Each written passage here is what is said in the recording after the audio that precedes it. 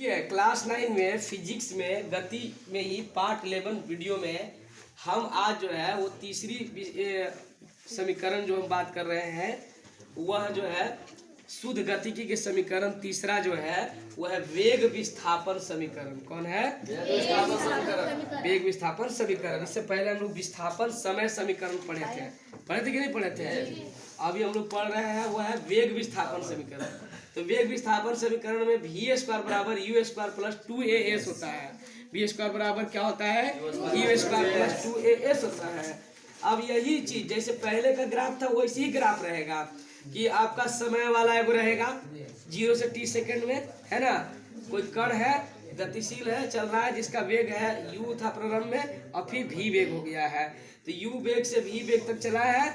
इसमें इसके द्वारा जो ग्राफ बनेगा वो इस तरह से बनेगा। v का ग्राफ, u का ग्राफ, t का ग्राफ ऐसे काटेंगे तो इसमें त्वरण जो होगा इसे BAB होगा और AOEB से इसका नाम कर देंगे। तो यहाँ भी तो एक एरिया ये समलंब चतुर्भुज बन जाएगा कि नहीं बन जाएगा? जो पिछले क्लास में भी देखे हैं वही समलंब चतुर्भुज है। अब इसी समलंब चतुर्भुज के क्षेत्रफल से ही विस्थापन निकलता है। तो विस्थापन बराबर हमने लिख दिया समलंब चतुर्भुज OABE का क्षेत्रफल। 1/2 इंटू समांतर भुजाओं का योग इंटू ऊंचाई। तो 1/2 इंटू समांतर OA है और यहाँ पर EB है। तो OA प्लस EB और ऊंचाई AC है। अच्छा, OA को हमने बताया था कि यहाँ से U है और OB को भी कहो, EB को भी कह सकती है क्योंकि अंतिम यहाँ तक भी है। यहाँ से यहाँ तक की दूरी क्या हो गया? भी हो गया। तो उसको भी बैठा दिए। यहाँ से यहाँ तक AC का मतलब T है तो T बैठा दिए।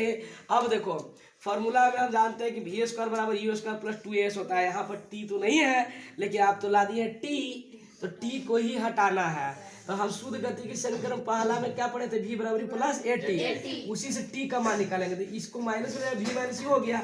अब एक को भागा में लाएंगे तो t बराबर क्या हो गया? v माइनस यू बटा के a हो गया। अब वही t के जगह पर ही मनवा रख देंगे तो v माइनस यू बटा के a हो जाएगा। अब चूंकि v माइनस यू है और यहाँ u प्लस v है तो इसको भी पलट के थोड़ा v प्लस यू लिख देंगे फॉर्मूला से आने के लिए। अब जानते हैं कि a plus b into a minus b के बराबर a square minus b square होता है। इसलिए v plus u into v minus u बराबर v square minus u square. और 2 में a से गुना कर दे 2a हो गया और 3 गुना हो गया तो 2as हो गया। यहाँ v square minus u square हो गया। अब यही चीज वहाँ माइनस में प्लस में आ जाएगा तो यू स्क्वायर प्लस 2s हो गया बराबर v स्क्वायर हो गया। इसको सुधार कैसे ऐसे लिख देंगे v स्क्वायर बराबर यू स्क्वायर प्लस 2s। तो हो गया ना प्रूफ। यह वेग विस्थापन समीकरण भी आपका प्रूफ हो गया। v स्क्वायर बराबर यू स्क्वायर प्लस 2s। ग्राफीय विधि से कोई भी कहेगा कि व्यंजक प्राप्त कीजिए तो ऐसे ही व्याप्त इसको प्राप्त करते हैं। सुना रहा है? हमने तीनों बता दिया। कौन कौन बता दिया? एक बता दिया वेग समय समीकरण और एक बता दिया वेग विस्थापन समय समीकरण और एक बता दिया वेग विस्थापन समीकरण। तीनों बता दिया महत्वपूर्ण चीज, है ना। अब नेक्स्ट चीज आगे पढ़ेंगे।